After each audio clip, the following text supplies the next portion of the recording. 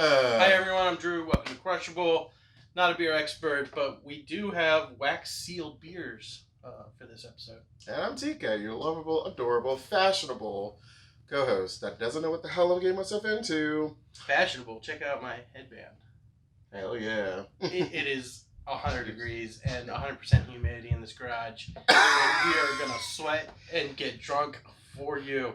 I'm about to lose a lot of pounds this filming episode. So what the fuck are we doing today? So we're focusing on just one brewery, Crooked Crab out of Odenton, Maryland. Hey!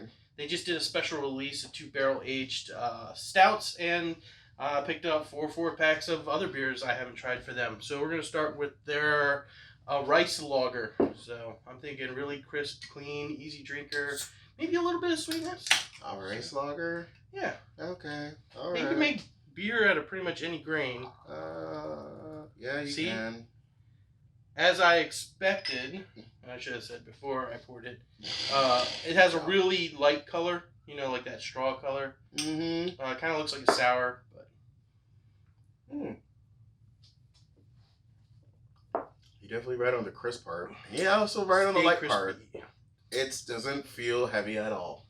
No, it's almost like a cross between a Kolsch and a Pilsner, like a Czech style Pilsner. Yeah, it does feel like that. I don't know. I don't know what else to say about it. It's just beer. Smooth, easy drinking. I was like, what the fuck is wrong with me today? I normally have something like witty. Yeah, maybe I fell out the wrong side of bed this morning. It's good. All right, and now before we go to the stouts, we have a triple Painkiller Punchline. This is an Imperial Sour. Oh no. Yeah, 9%. I was like, okay, this is how things get ramped up these days. All right. It's definitely not darker than the first one. Yeah. Cheers. Oh God. What is the fuck is that? That is It's definitely a sweet. punchline. Caribbean island inspired sour beer brewed with a boatload of pineapples, orange, and coconut. I get the pineapple, but it's that like. It's so weird. I normally love pineapple and coconut. But it's not really sweet. No. It's like this sour The pineapple. It's like you left tropical fruits out in a summer day, and you didn't take care of them. And this is what happens. It tastes weird. It's not buckable. It's not disgusting. It just tastes weird. And just flavors that I don't really expect in a sour. You know, it's like in my head, I'm comparing it to that Full Tilt Funfetti pineapple cake, and that was like sweet, bright. This is big. 180. It's heavy. It's really acidic. It's sour and really sweet. That doesn't go well. I don't know. I think this one's... I don't think this is a wash, but I definitely wouldn't recommend it to people. If you're really into sour, tarty, tropical fruits, maybe this is for you. All right, let's get into the book. Let's get into something that I love near dear to my heart. Stouts. Crab Hammer, oatmeal milk stout. All right, let's go back to being light. I like this. I like this a lot. I like it a lot. Yeah, look at that darkness. Like my skin color. This is darker. You know, shut up. It's your beard color, maybe. That feels more refreshing. You have that little char. It's light. It's very just balanced out all the way. Yeah, it's like a typical milk stout. It's fine. Yeah, it's nothing special. It's not bad. I recommend it, especially if sweet. It's got a little bit of char. I definitely recommend for those people who like to drink in the morning. Like, this is definitely one of those types of beers you can do it without getting caught. If you have a high alcohol tolerance. Not saying you should go to work drunk. I mean, yeah, people would think you're drinking like carbonated coffee here. Or like soda. I mean, that's basically what milk stout is. It's just carbonated coffee and then a fermented drink. Yeah, it's just it's okay. Nothing stellar, nothing a wow factor, but it's nice. It's better than what the fuck this was. Never again. Alright. Always Shucky. This is an oyster stout. The fuck you said? Oyster Stout. So I don't know what I'm going to expect here. So Yeah, it used to be like a novelty thing. Sometimes they put oyster shells or, actual oysters into the thing. Normally it's going to be a little bit maybe saltier or brinier than a normal stout. So it's like a salted stout? Maybe. Sure. Let's go with that.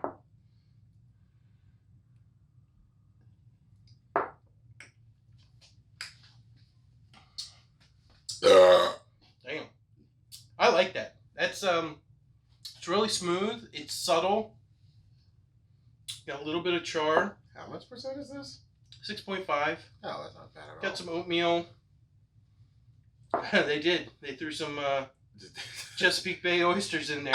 Wait, yeah. Did they just like put them in a grinder, just grind it, and then put them in a fermenter and just ferment it? Threw some raw oysters. Hey, I never like oysters, but I'm drinking one now. I would actually prefer a little bit more like briny, like funkiness to it. No, for me, here's the thing, internet. As somebody from who was born in the good Maryland of crab, I don't like seafood. That's sad. It's a great place. The blue crabs are awesome. I mean, good oysters. That's funny because I do like Rockfish. Old Bay, the seasoning, but I just don't like seafood. I don't know. Maybe we should do the base and then do the coffee. What do you think? Maybe we should try the base first. Oh yeah. Start from the ground up. Eternal Deathslayer. Yeah. That's awesome. No, they're both 12%. No, this is a band that I would see at Soundstage. Introducing the Eternal Deathslayer. So the theory behind you can actually do this to your beers yourself. So some breweries do it, and the idea is that on beers that potentially can be stored or cellared for long periods of time, that if you put a wax seal around the top, you will keep out impurities like oxygen to local air.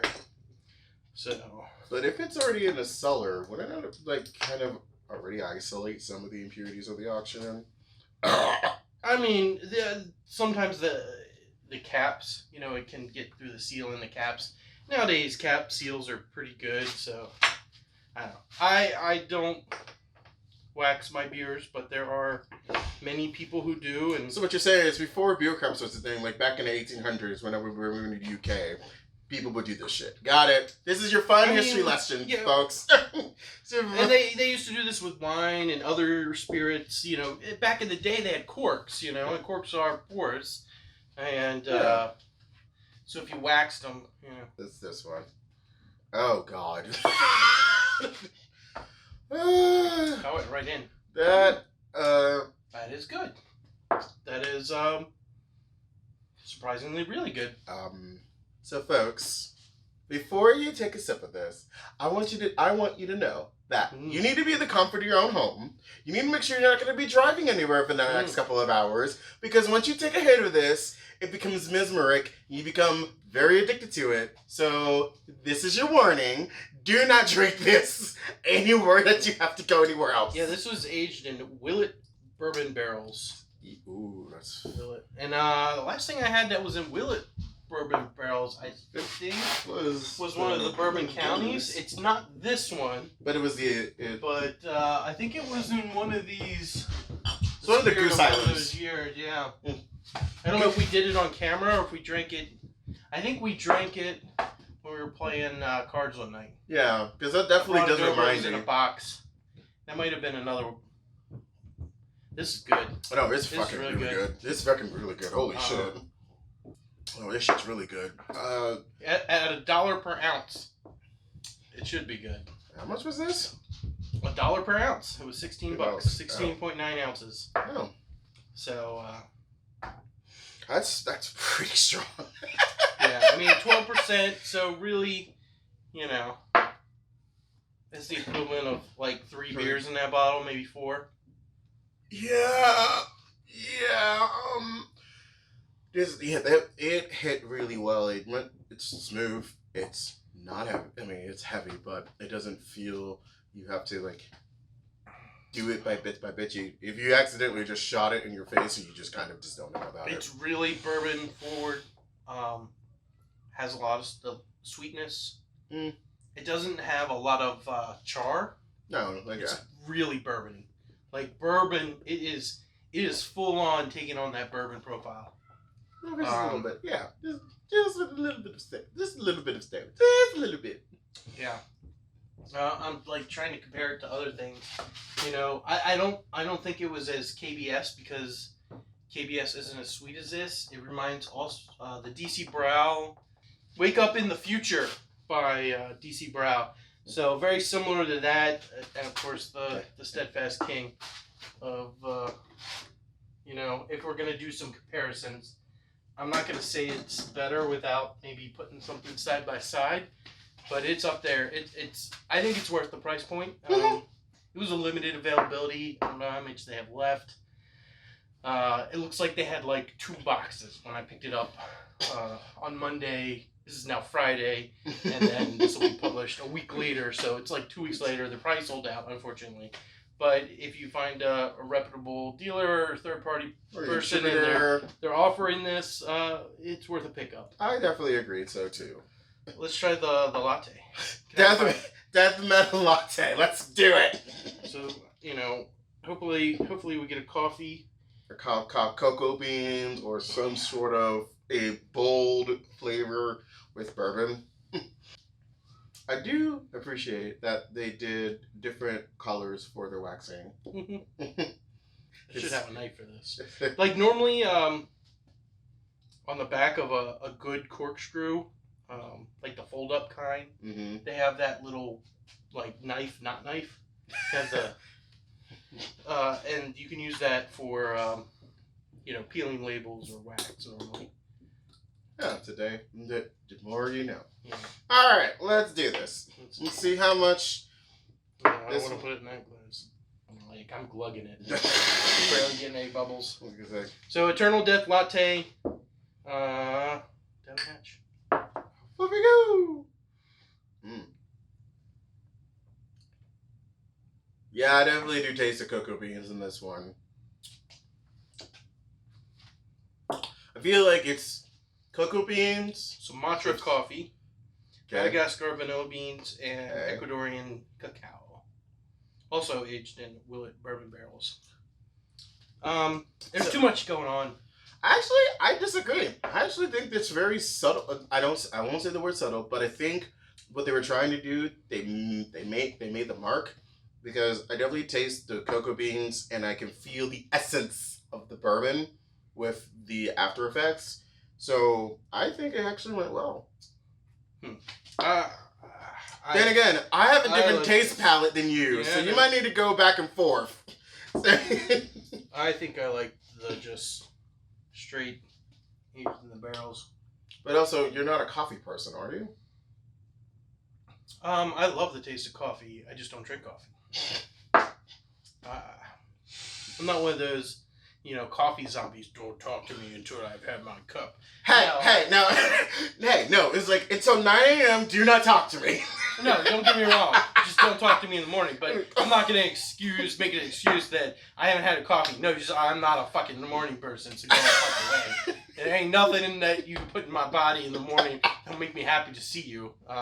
If I show up with this at your doorstep office. I mean, hey, as the old adage says, you can't drink all day if you don't start in the morning. I mean, if that's your lifestyle, get on it. So, I guess all in all, I think you can confidently say that I like this one more and you like this one more. Yes. And we both can agree that this is okay. Yep. This is what the fuck. These two are palatable. Like, yeah.